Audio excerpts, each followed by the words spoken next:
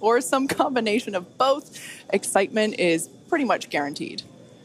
Now, if it does all go well, Super Heavy will fire up its 33 Raptor engines, and it'll lift off from the launch pad down in South Texas. About 3 minutes into the flight, we're going to hope to see the Super Heavy separate from the Starship spacecraft.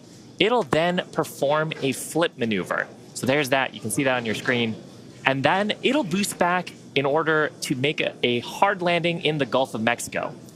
And while that's happening, we hope to see Starship's 6-second stage engines ignite and watch as Starship coasts for about an hour at altitudes ranging between 150 and 250 kilometers before re-entering Earth's atmosphere and make its own hard landing in the Pacific Ocean about 250-ish kilometers offshore. Now, we are getting great camera views right now, but that's because we are on the launch pad, so we've got umbilicals and connections straight to the vehicle. But we aren't expecting to get very many good views once we get past booster separation. Yeah, we do promise, though, for any views that we do get, we will share them in real time. We are watching live with you all, so we're excited to see those views ourselves as well. Now, in a little bit, we are going to take a closer look at the vehicle and the launch pad. But first, today is a super exciting day. Everyone on the teams across Starship have been preparing, doing a number of tests and dress rehearsals for today's launch attempt. Yeah, that's exactly right. In fact, we saw a nice little recap of those tests in the intro video to today's webcast. For those of you that are following along, you know that many of those tests ended in those rapid unscheduled disassemblies, or RUDs as we like to call them. And it's been a long road to today. Just in 2022 alone, we had 9 static fires. We've had a couple of wet dress rehearsals. And of course, the launch control team has done numerous simulations as well. So major shout out to the teams that have been preparing for today's full up integrated test. In fact, we've got a shot of Star Command, the South Texas launch control team. Look at all the people ready for today's launch attempt. Yeah, that right there is our South Texas Launch Control Center. That is basically ground zero for everything that is happening today, in addition to a couple other control rooms that we have operating as well with operators on console, including the Mission Control Center here behind us here in Hawthorne, California. But with that being said, our very own Zachary Lupin is one of our SpaceX employees at our watch event in South Padre Island. Hey, Zach, how are things going on the ground? It is a great day for a test launch today, Kate. Hello, everyone. My name is Zachary Lupin, and I'm an avionics reliability engineer here at SpaceX, and I'm at the Cameron County Amphitheater, where a growing number of SpaceX employees are gathering to watch what we hope is the first liftoff of a fully integrated Starship. Now, the Starship team has worked incredibly hard for today's launch test.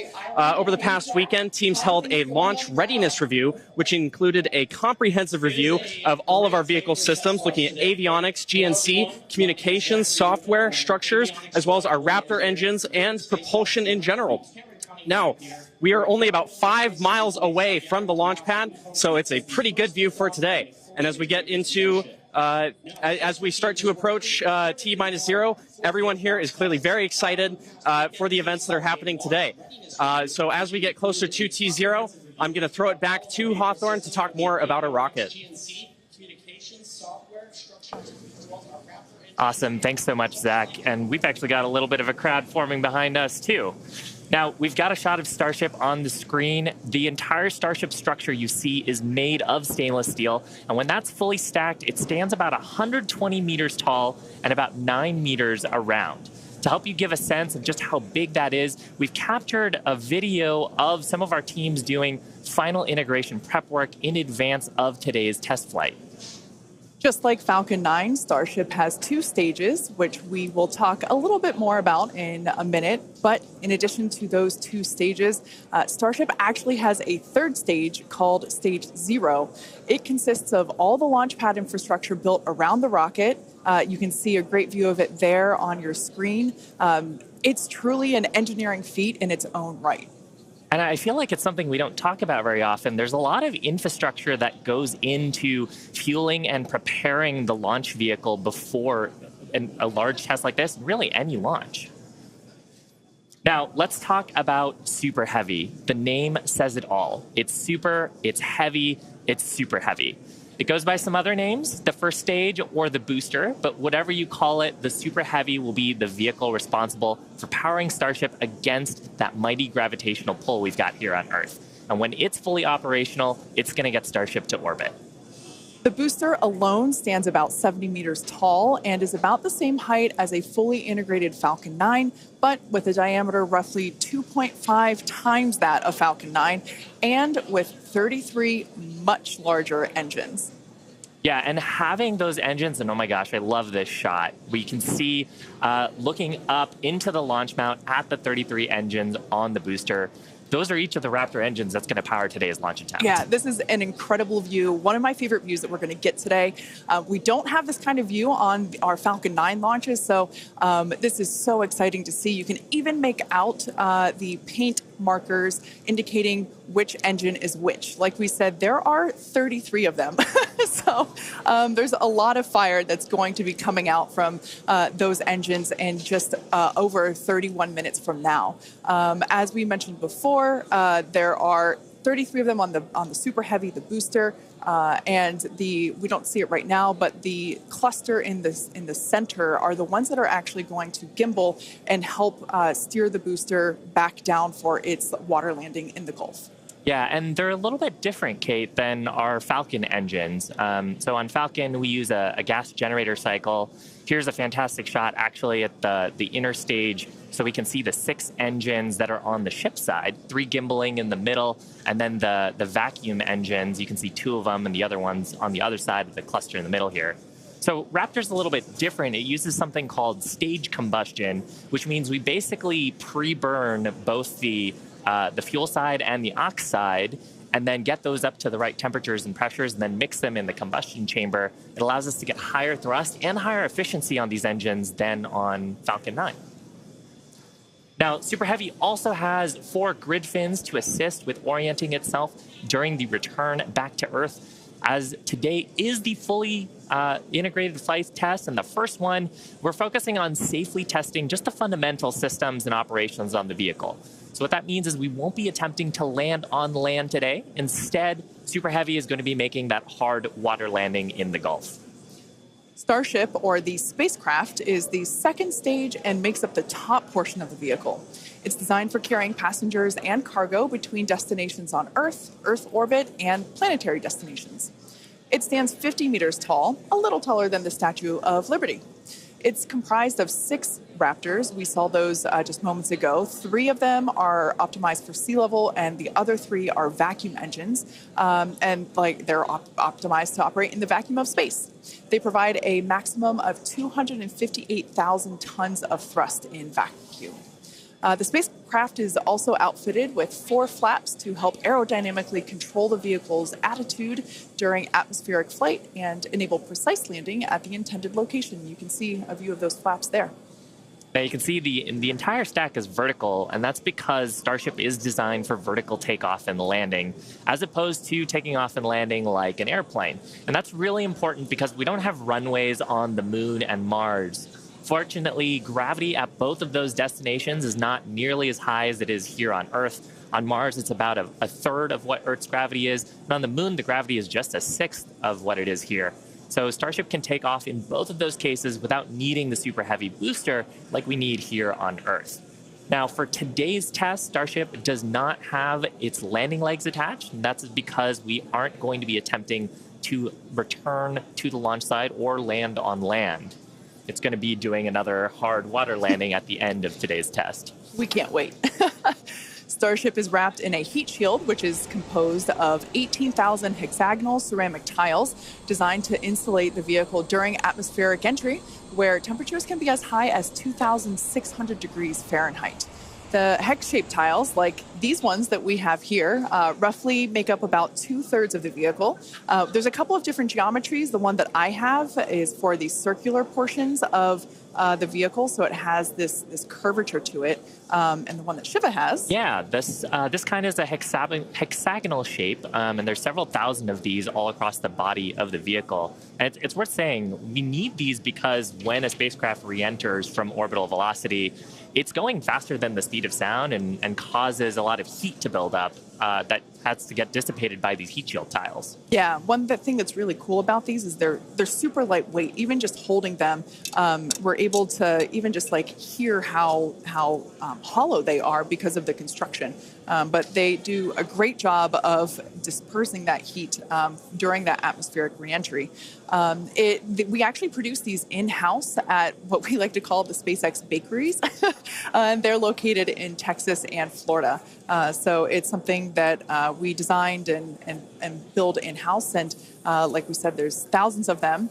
You can kind of see them on the exterior of the vehicle. So at this point in time, we are at T-minus 27 minutes and 18 seconds. So let's head on over to John Innsbrucker for an update on the countdown. Hey, John. Thanks, Kate, and good morning. I'm John Innsbrucker, Principal Integration Engineer here at SpaceX. We're currently loading propellant from the ground system into both the first and second stages. Now, both vehicles use the same two propellants.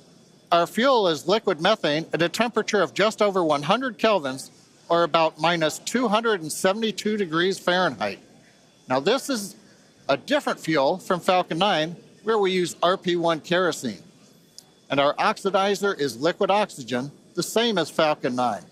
But because there's no oxygen in space to support combustion, we have to bring our own.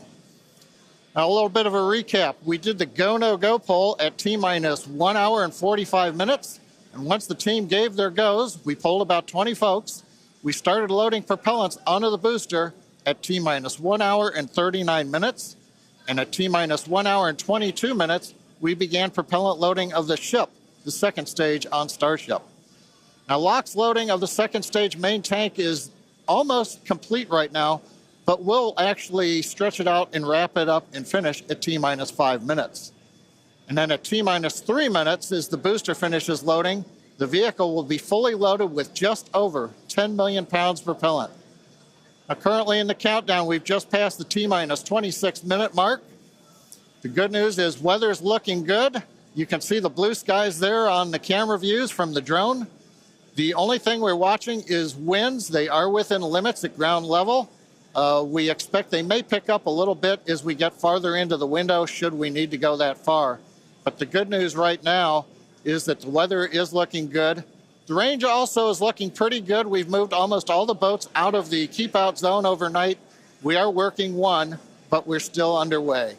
And right now, as a reminder, if for any reason we do not make our test flight today, we have backup launch windows. This could be either 24 or 48 hours after today, and it'll depend on how far we get into the countdown. But coming up on 25 minutes to go, everything is looking good, Kate.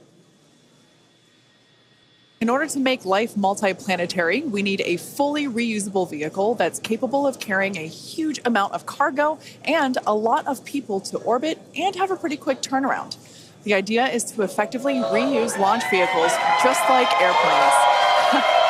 Crowd is getting excited here in Hawthorne behind Mission Control, as you can hear. Now, imagine if you had to wait for a new airplane to be constructed every time you wanted to fly. You'd rarely go anywhere, and it would probably be completely unaffordable for most of us. In order for us to get to Mars and back with lots of people, multiple times, reusability is a must. Now, in the near term and a bit closer to home here on Earth, Starship will be critical to other programs as well. Once it's operational, Starship will deliver the full-size and upgraded version of our Starlink satellites. And that's super exciting because our next generation satellites represent a step forward in Starlink's capabilities and will provide more bandwidth and increased reliability to connect millions of people around the world with high-speed internet. And of course, Starship will fly a number of human spaceflight missions in the lead up to our first missions to Mars. Entrepreneur and pilot Jared Isaacman will command the first human spaceflight on Starship as part of the Polaris program. Jared served as a commander for Inspiration 4, the first all-civilian mission to orbit. Inspiration 4 launched aboard our Dragon spacecraft and Falcon 9 in September 2021, raising over $240 million for St. Jude Children's Research Hospital. The first human spaceflight on Starship will launch as part of the Polaris program, and you can learn more about that series of missions at polarisprogram.com. Now, our first lunar mission around the moon aboard Starship will be led by Japanese entrepreneur Yusaku Maezawa, also known as MZ. MZ flew to space for the first time in December 2021, he purchased all of the seats aboard Starship's first lunar mission in order to give artists and creators from all over the world the opportunity to go. And the hope is that what they will create in space will further inspire all of us here back on planet Earth. Now, over 1 million people applied for this mission, and earlier this year, they announced the final 8 crew members were selected, and you can learn more about them and MZ's mission at dearmoon.earth. Dennis and Akiko Tito are the first 2 crew members announced to fly on Starship's second commercial spaceflight around the moon. This will be Dennis's second mission to space after becoming the first commercial astronaut to visit the International Space Station in 2001, and Akiko will be among the first women to fly around the moon on a Starship. The Titos joined the mission to contribute to SpaceX's long-term goal to advance human spaceflight and help make life multiplanetary. SpaceX is also incredibly honored to be part of NASA's Artemis program to establish a sustainable presence on the moon to prepare for missions to Mars. Starship's early test launches, followed by those regular Starlink deployment missions and propellant transfer demonstrations, are directly advancing NASA's Artemis program, along with SpaceX's ongoing mission to make life multiplanetary. SpaceX will conduct an uncrewed demonstration mission to the moon prior to the Artemis 3 mission, which will mark humanity's first return to the lunar surface in more than 50 years. It's an exciting future, but let's talk a little about how we got to today. Now, Starship testing ramped up in July of 2019 with the Star Hopper prototype. It's sort of a short version of the Starship that we see today. There's a picture of it on your screen, the lovable water tower. Now, standing at just over 18 meters tall, the Star Hopper had a single engine and was test flown to perform landing and low-level altitude maneuvers. Starship's initial flight test was a hop that reached about 20 meters in altitude. This was followed by a second hop, the one that we've got on our screen, that rose to 150 meters in altitude. We took a little jaunt away from the launch pad and ended up landing about 100 meters or so further away from it, and you can see that on your screen. Now, notably, this was the first time that we had used a Raptor engine in flight and demonstrated control of this kind. As a Star Wars fan, I can't not see a flying R2-D2 there. Now, after a series of 150-meter hop tests with earlier prototypes, the Starship program saw a huge breakthrough during a test flight of the vehicle known as serial number 8, or SN8. SN8 demonstrated a first-of-its-kind controlled aerodynamic descent and landing flip maneuver. Yes, I'm talking about the belly flop. This 12.5-kilometer hop test took place December 2020 and saw the SN8 prototype ascend to an altitude of 12.5 kilometers and conduct a belly flop maneuver. While it didn't stick the landing, the test was a major milestone in the development of Starship. I love seeing the belly flop maneuver. Now, testing continued with the prototype on serial number 9. That was a 10-kilometer flight test in February of 2021. We had a nominal ascent, engine cutoff, reorientation, and controlled descent were stable. However, we unfortunately had a dramatic ending to the end of that flight when we had a failure on its engine to relight. That resulted in one of those rapid unscheduled disassemblies. But what was really, really exciting about both serial numbers 8 and 9 is how quickly we were able to achieve just our primary objectives in those 2 high-altitude test flights. In addition to getting lots of great data, Starship successfully demonstrated control of the vehicle and subsonic re-entry capability. Ultimately, we performed 9 Starship high-altitude test flights in total, and in May of 2021, SN15 launched from Starbase, reached an altitude of about 10 kilometers, performed a number of maneuvers, and safely returned to the launch site. This was the first Starship prototype to fly, control its descent, safely land, and to be recovered in one piece. Now, having achieved that success in our suborbital campaign, one of the next big challenges for upper stage reusability is to survive the high heating hypersonic phase of entry. combined with the ability to refill our Starship's tank with fuel and oxygen while on orbit, is what will enable a fully reusable transportation system that's designed to carry both crew and cargo on these long-duration interplanetary flights. And that's ultimately what will help humanity return to the moon and travel to Mars and beyond in our solar system. So as you can tell, it is nothing but an iterative process to get to the point that we are today and where we will go from here. That iteration is a core process of how we work here at SpaceX. We like to fly and we like to test early and often, both on the side of hardware and software. Yeah, that's an awesome point, Kate. Now, we are continuing our countdown to Starship liftoff just over 17 minutes from now. So, of course, let's check in with John for another status update. John? Thanks, Shiva. Clock is coming up on T-minus 17 minutes from liftoff. We're continuing to click towards zero. However, right now, we've just begun listening in. The first stage team is working a pressurization issue. They're troubleshooting that right now. Now, we do have the option, if need be, if we can't solve this, then we would hold the count and probably treat today as a wet dress and not be able to launch. However, we are continuing to do propellant loading on both the Super Heavy and the ship stages. Now, most recently, we began loading liquid oxygen and methane fuel into the header tanks on Starship. At the very top, just underneath the nose there are two small spherical tanks. That's where the fuel and liquid oxygen header tanks are. That started at T-minus 27 minutes, and that propellant loading will continue until T-minus 9 minutes. We'll also continue loading the main tanks of the Starship second stage, although they're pretty much full right now. Everything will drain back as we get ready for launch at T-minus 5 minutes. Now, on the first stage, we're continuing to load the massive amount of propellant onto the Super Heavy booster. That's going to continue until T-minus 3 minutes. You can see the frost line on some of the views as both liquid methane and liquid oxygen go into the tank. It's 16 minutes and counting. We're also currently configuring the launch pad for liftoff. The booster hold downs are being prepared for the release at liftoff, and the second stage quick disconnect is beginning its configuration for release. The liquid oxygen and methane that are going into the second stage go through that quick disconnect. You can see it in some of the views, the arm that comes out just to the base of the second stage. That'll move out of the way as we lift off. At the same time, the SpaceX team continues to check in with the Coast Guard. We're working one boat that's in the safety perimeter.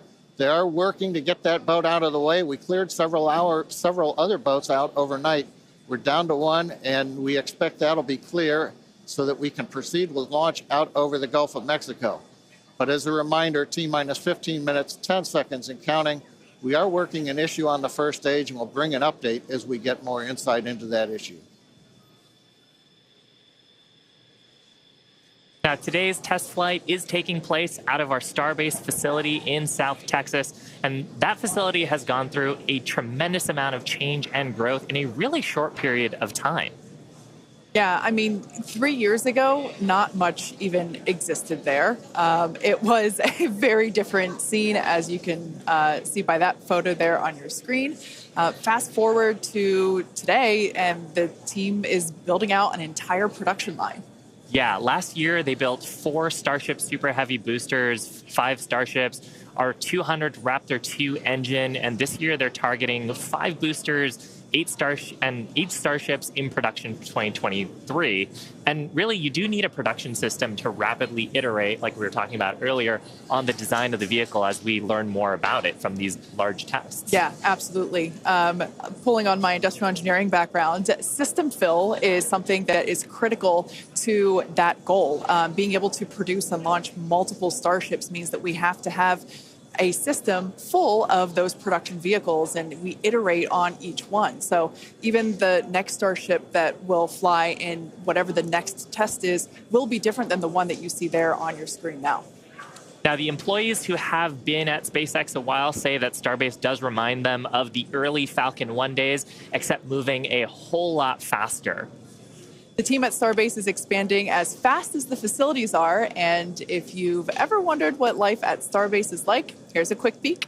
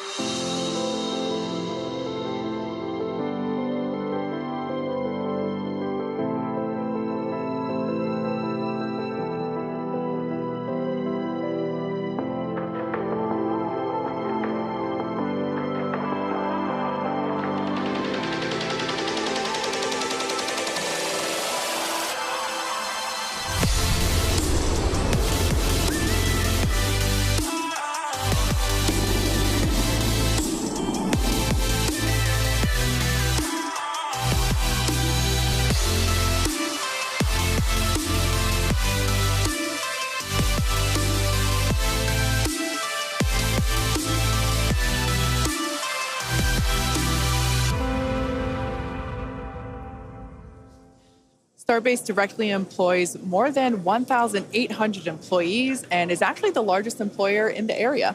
Yeah, and from that video, you can really tell, like, it's a beautiful location. It's close to the ocean. There's tons of wildlife. And that's because being close to the equator is actually a fantastic way to get to orbit. Yeah, I love that we have so many employee events that allow us to participate with ocean cleanup and other environmental efforts there. We'd also like to thank Cameron County for being so supportive for all of our work in that area.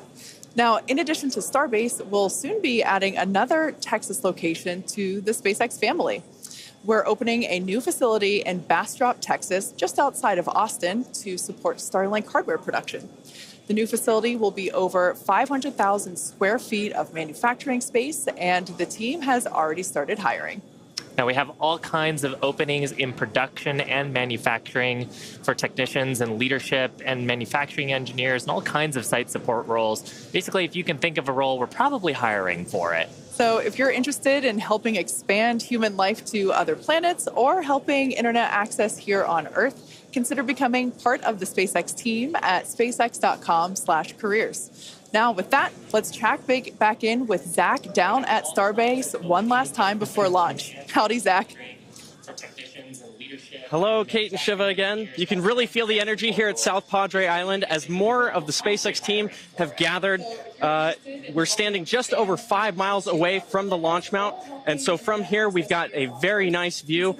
I would basically say these are some of the best front row seats you could get, and might I add, beachside as well. Now, the Starship team has worked incredibly hard to get ready for this test, and we're all clearly excited for T0. And as we get into the final moments, one issue that could hold the countdown or cancel the test altogether is if a boat enters the safety perimeter. Now, over my shoulder is the Gulf of Mexico, which is normally very open to all of the boaters and fishers. However, today, SpaceX is closely coordinating with the United States Coast Guard to establish a safe zone and ensure public safety. And up to T0, SpaceX is in regular communication with the Coast Guard to ensure there are no boats in the area leading up to the launch. Now, fingers crossed that does not happen. Now, I'll throw it back to the folks at Hawthorne as we get closer and closer to that T-0. To all of the boaters and fishers, however, today, SpaceX is closely coordinating with the United States Coast Guard to establish a safe zone and ensure public safety. And up to T0, SpaceX. We're just inside T-9 minutes and counting. We're listening on one of the background loops right now. Flight director is talking about the issue we've had on first stage, working the pressurization system. Decision right now is that we are going to stop the launch for today. We're going to transition the launch attempt to a wet dress rehearsal. So that means we're going to continue with the countdown sequence of events. We'll continue loading propellant, finishing up here shortly on the second stage. We'll also continue loading propellant onto the first stage, wrapping up at T-3 minutes. We're also going to go through pressurization steps, other steps of the countdown.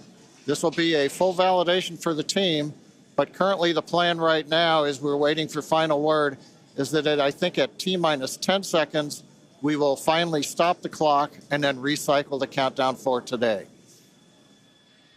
Now we're inside T-8 minutes and counting. We're continuing to load propellant on both the first and second stage. You can see the Starship second stage with the heat shield tiles there. Carriage arms are open. You can see the condensation around the first stage tank as we load liquid methane, liquid oxygen into the large super heavy first stage. Now that propellant loading is continuing until T-3 minutes. As a reminder, and there's our great view looking up at the Raptor engines, the 33 engines.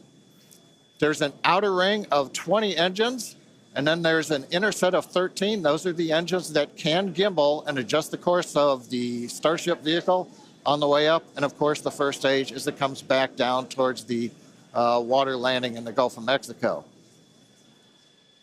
Now, when both stages are loaded, you can see the condensation frost on the side of the first stage. We'll have just over 10 million pounds of liquid propellant on board. Inside T-7 minutes, we're continuing to count. Team is preparing for the hold and scrub at T-10 seconds. Now, the good news is everything's been going good. We're just working that one issue. So we are continuing the count. Team will get this as an excellent opportunity to run the end-to-end of the system. Now, in a launch, in the next few minutes, the guidance system would be performing its final alignment. We will be doing that this morning. The automated flight termination system would be armed. We won't need to arm it today as we won't be flying. And we'll do final thrust vector control checkouts, what we call wiggles of the Raptor engines on the first and second stages. Now, normally in a countdown, if we needed to hold, there's a view of the second stage Raptor engines just above the first stage. Now, as I mentioned, in a regular countdown, if we needed to hold, that would come at T-minus 40 seconds. That's the point in the countdown where we can pause to wait for final checkouts or pressurization to complete. Now, earlier this morning, we thought we might have to hold at 40 seconds. Everything's looking good, except for the one pressurization issue that the team is going to have to troubleshoot after this morning. So we won't stop at 40 seconds right now. We'll continue all the way down to 10 seconds, and then we'll go into a recycle.